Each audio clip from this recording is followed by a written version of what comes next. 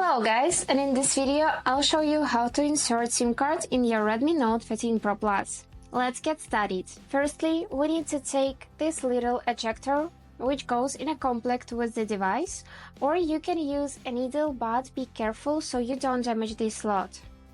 Now let's take the phone, and as you can see there is a slot for SIM card at the bottom of the phone, and we need to insert this injector in this little hole. So just slightly press and pull out this slot. Great.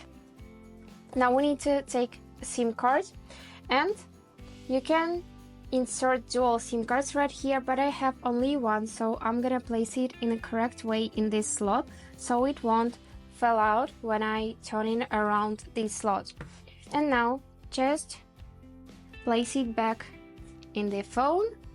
And as you can see, it requires our password for the SIM card. Just enter it and you'll be able to use your phone with a SIM card. And that's all. I hope this video was useful for you. Thank you so much for watching.